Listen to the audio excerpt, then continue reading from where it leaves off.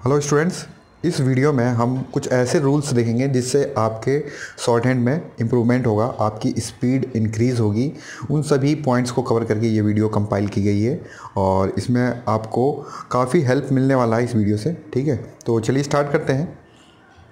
सबसे पहले आपको रूल नंबर 1 क्या रखना है, आपकी जो ग्रामर है वो एरर फ्री रखनी है। Make your grammar error free. आप हिंदी शॉर्ट हैंड लिखते हैं या फिर इंग्लिश शॉर्ट हैंड लिखते हैं, किसी भी शॉर्ट हैंड को लिखते हैं तो उसमें सबसे पहली चीज़ है आपको ग्रामर उसकी आनी चाहिए कि कहीं आप स्पेलिंग मिस्टेक तो नहीं करते हैं या फिर किसी भी तरीके की चीज़ मिस्टेक होती है, वाक्य की मिस्टेक होती है, सेंटेंस आप सही तरीके से स्ट्रक्चर फॉर्म में नहीं लिख पाते हैं। कहीं पे अगर पास्ट टेंस में आपने फ्यूचर टेंस में लिख दिया तो वो भी एरर कहलाएगी। ठीक है, तो उस चीज़ को कंसीडर करें।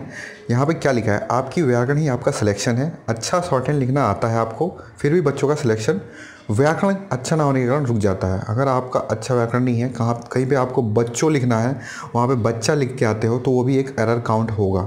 इसके लिए आप क्या कर सकते हैं, रोज़ाना आप हिंदी की किताबें पढ़ सकते हैं, अखबार या फिर एनसीईआरटी कोई हिंदी की बुक, मैं हिंदी शॉर्ट हैंड के लिए स्पेशली बोल रहा हूँ, तो हिंदी की बुक कंसीडर कर सकते हैं, उसको पढ़ेंगे। इससे आपकी क्या स्पेलिंग एरर कम होगी।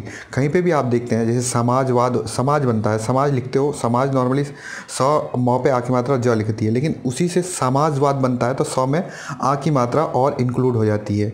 तो इस तरीके की एरर से बचने के लिए आपको क्या चाहिए, रोज़ाना आपको ग्रामर के लिए हिंदी की बुक, अखबार या किसी भी चीज़ एनसीईआरटी की पढ़ लो, जिससे आपको नॉलेज भी मिलेगी और एरर फ्री मतलब स्पेलिंग एरर के बारे में भी पता चलेगा। दूसरा रूल क्या है, आपका डेली रिवीजन।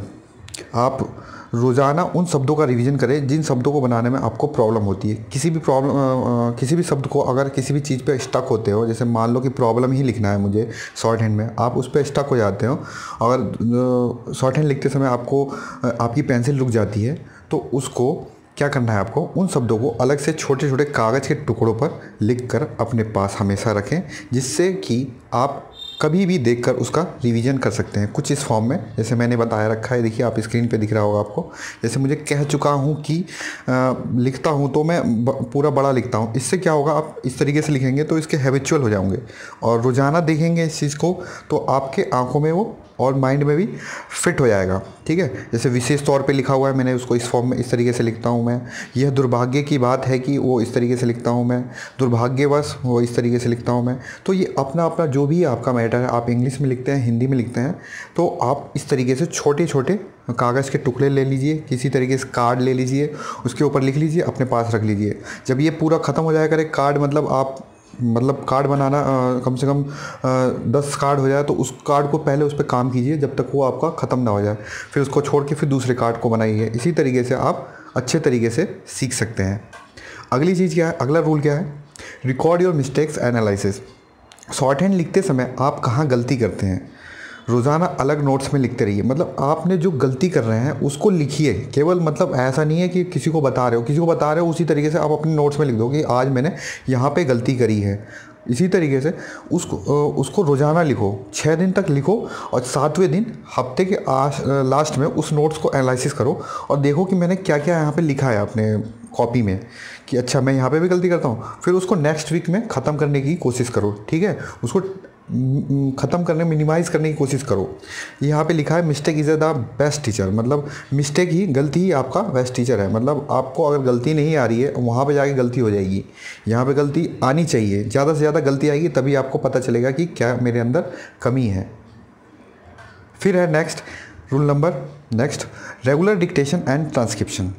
आपको रोज़ाना डिक्टेशन लिखना है और रोज़ाना ही उसको टाइप करना है। ठीक है, ऐसा नहीं कि किसी दिन नागा कर दो। कंसिस्टेंसी बहुत ज़रूरी चीज़ है, कंसिस्टेंसी नहीं है तो आप बेकार हैं। रोज़ाना ही आपको डिक्टेशन लिखना है। कभी कभार अगर बीच में छूट जाता है तो कोई दिक्कत नहीं है, लेकिन रोज़ाना आप अगर शॉर्ट हैंड अच्छा लिखना चाहते हैं तो रोज़ाना लिखें और रोज़ाना ही उसको टाइप करें कंप्यूटर पे। ट्रांसक्रिप्शन के लिए अगर आपके पास कंप्यूटर नहीं है तो कॉपी पर भी लिखें, मतलब कॉपी पर ही लिखें, और बहुत रेयर केस होता है तो उसको केवल पढ़ लें, नहीं तो ये दोनों काम रोज़ाना ही आपको करना है। फिर है multiple voice dictation. Multiple voice dictation, ये इसका मतलब क्या है, आपको डिक्टेशन बोलते होंगे टीचर आपके, या फिर मेरे वीडियो से आप लिखते होंगे, तो मेरे वीडियो के अलावा भी बहुत सारी यूट्यूब पे वीडियोस होंगी, या फिर आपके टीचर्स होंगे, या फिर आपके भाई बहन या माता पिता, जिससे भी आप बुलवा सकें 80 वर्ड पर मिनट या 100 वर्ड पर मिनट से बुलवाएं, जिससे आपको एक ही आवाज़ के हैबिचुअल ना हो। इससे आपको ज़्यादा से ज़्यादा मतलब डिक्टेशन की वो हैबिट हो जाए। इससे क्या होगा कि परीक्षा के समय क्या पता कैसा टीचर मिल जाए जो मुंह में गुटखा खा के बैठा हो, तो इस टाइप के पिच से मतलब आवाज़ जो होती है, हर पिच आवाज़ की पिच आपको आइडेंटिफाई होनी चाहिए। सेम आउटलाइन मेक डिफ्रेंशिएट, ये इसका मतलब क्या है, आप देखते होंगे आउटलाइन कभी कभी एक ही जैसी होती है, कुछ वर्ड्स की आउटलाइन सेम सेम हो जाती है, तो उसको डिफ्रेंशिएट करें अपने हिसाब से।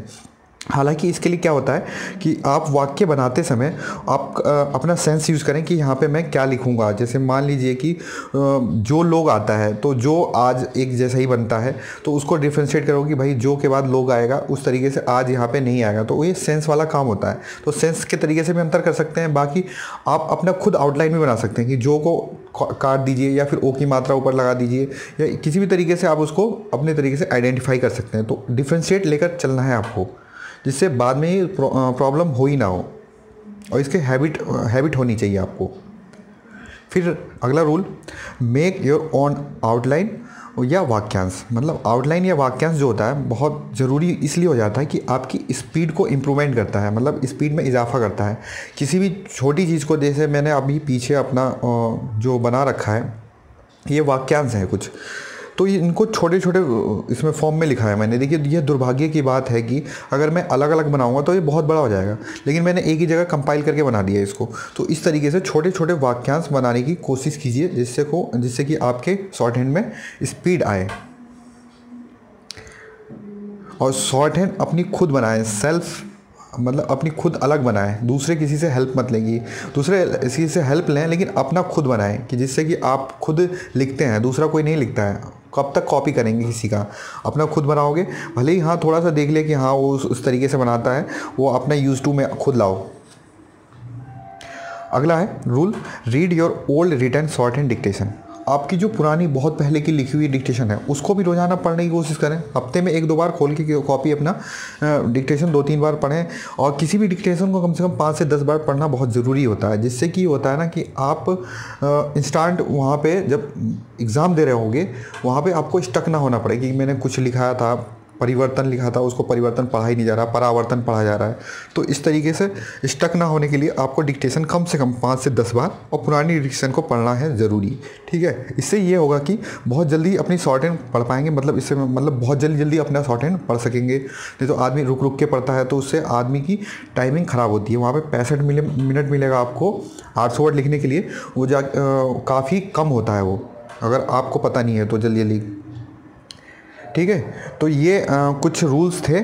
और आपको ये कैसा वीडियो लगा ज़रूर बताएं कमेंट करके। इस तरीके की आपको वीडियो अगर चाहिए तो आप नए हैं इस चैनल पे तो ज़रूर सब्सक्राइब करें।